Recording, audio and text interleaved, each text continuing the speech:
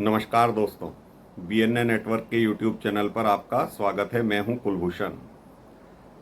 एक महाभारत काल में संजय थे जो महाभारत युद्ध का वर्णन करके सुना रहे थे अंध धृतराष्ट्र को, और एक उसमें थे श्री कृष्ण।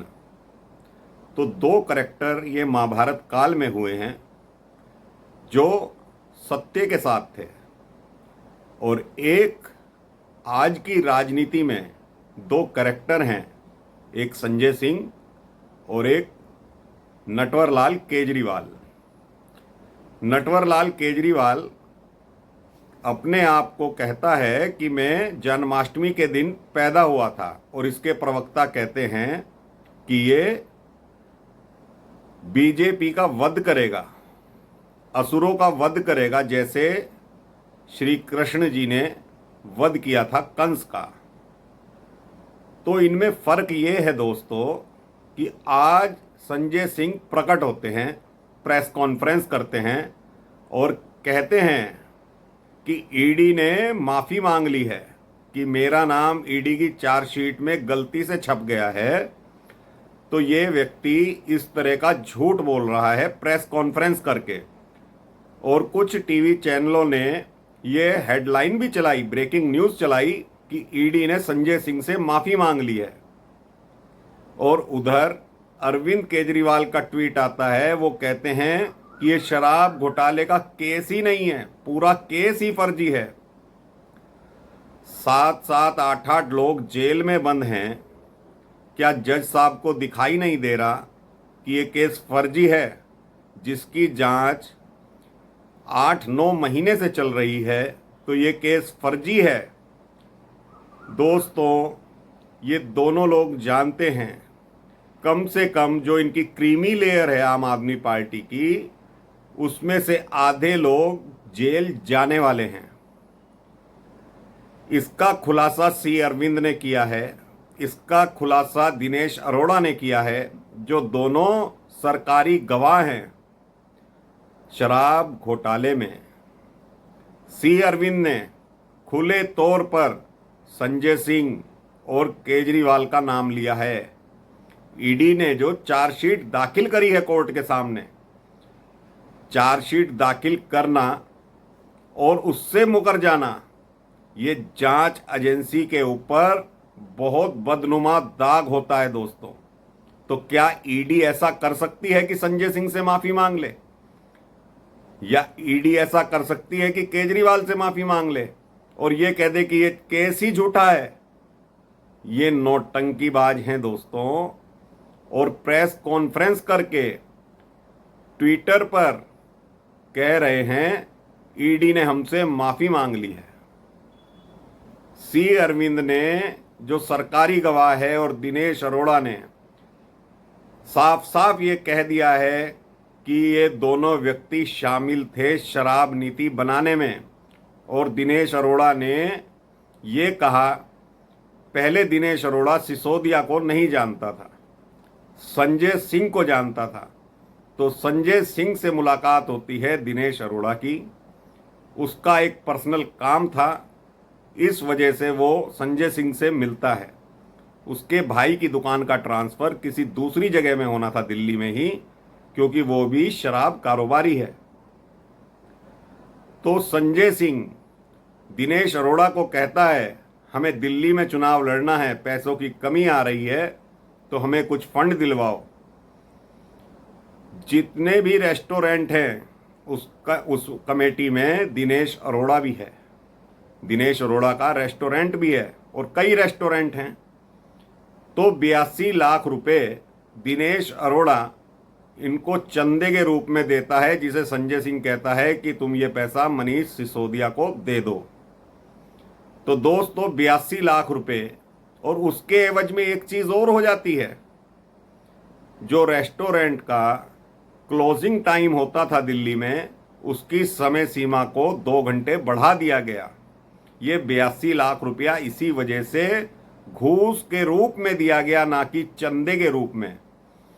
और धीरे धीरे वही दिनेश अरोड़ा सिसोदिया के इतने करीब आ गया कि वो भी शराब घोटाले में लिप्त हो गया, लेकिन जेल जाने के बाद वो सरकारी गवाह बन गया और उसने सारी पोल ये खोल कर रख दी कि वो संजय सिंह से किस तरह से मिला और किस तरह संजय सिंह ने मुझे सिसोदिया से मिलवाया और किस तरह से इन्होंने शराब नीति बनाई है, किस तरह से विजय नायर, संजय सिंह, केजरीवाल, सिसोदिया, राघव चड्ढा ये लोग आपस में मंत्रणा करते थे। दोस्तों, कोरोना की वेव कितनी खतरनाक वेव उस वक्त चल रही थी। लोग हाहाकार कर रहे थे और ये घोटाला कर रहे थे। इन्हें झूठ बोलने में रत्ती भर भी शर्म नहीं आती और इतनी झूठी कस्में खा चुका है केजरीवाल अपने बच्चों की, अपने घर वालों की, कि मैं राजनीति में नहीं आऊंगा, मैं जन लोकपाल बनाऊंगा। शपथ पत्र लेकर चला था, शपथ पत्र पर नोटेरी करवा कर लोगों को बंटवाए कि मैं राजनीति को बदल कर रख दूंगा। इसने शराब नीति बदल दी, एक बोतल पे एक फ्री। ये जनता को बरगलाने का जो काम करता है, फ्री पानी फ्री बिजली का झुंझुना देकर, उसकी आड़ में इसने बड़े से बड़े घोटालों को अंजाम दिया है। तो ये नटवर लाल बचने वाला नहीं है। खुले रूप से ईडी ने चार्जशीट दाखिल करी है और ऐसे ऐसे संज्ञान में मामले आए हैं, किस किस जगह पे इनकी बैठकें हुई।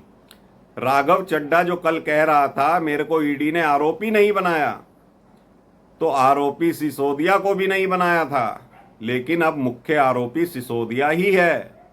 और अभी केजरीवाल का 2 चार्जशीट में नाम नहीं आया था, लेकिन इस चार्जशीट में केजरीवाल का नाम प्रमुख रूप से है कि केजरीवाल के दिमाग की उपज थी शराब नीति को बदलना। तो ये दोस्तों इस तरह के लोग हैं।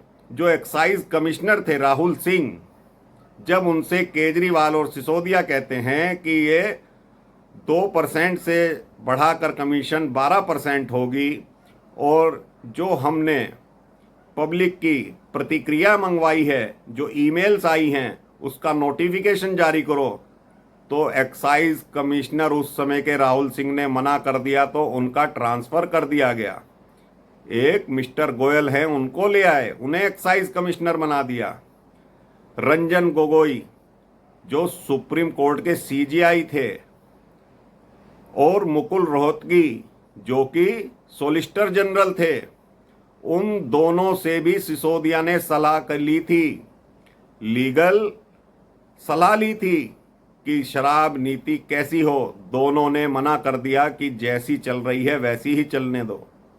और जितनी ईमेल ये बता रहे हैं कि 14,000 लोगों की प्रतिक्रिया आई हैं कि शराब नीति जो हम बना रहे हैं ये बहुत अच्छी है, वो सारी की सारी फर्जी निकली। वो कोर्ट के सामने ईडी और सीबीआई पेश कर चुके हैं। तो इन मक्कारों का क्या इलाज होना चाहिए वो ईडी और सीबीआई बखूबी जानती है, लेकिन जनता को भी समझना चाहिए। ये आज भी मानने को तैयार नहीं है कि हमने घोटाला किया। अगर तुम्हारी पॉलिसी इतनी अच्छी थी तो तुमने पॉलिसी वापस क्यों ली केजरीवाल? नटवर लाल नौटंकीबाज, वो पॉलिसी तुमने वापस क्यों ली? पंजाब के एक्साइज कमिश्नर सिसोदिया के यहाँ क्या कर रहे थे? मामला दिल्ली का था, पंजाब के लोग इस पॉलिसी को बनाने के लिए सिसोदिया के घर पर मंत्रणा क्यों कर रहे थे? इसका जवाब कौन देगा? केजरीवाल। राघव चड्ढा, तुम सिसोदिया के यहाँ टहलने गए थे, जो कह रहे हो कि मैं हाँ सिसोदिया के घर पर तो था, लेकिन मुझे ये नहीं पता था कि वहाँ क्या बातचीत चल रही है। तुम आम आदमी पार्टी के पंजाब के प्रभारी थे राघव चड्ढा, तुम ही उन्हीं लोगों को लेकर आए थे सिसोदिया के यहाँ। सी अरविंद ने, जो सरकारी गवाह है, उसने सब ईडी के सामने, कोर्ट के सामने अपने बयान दर्ज कराए हैं।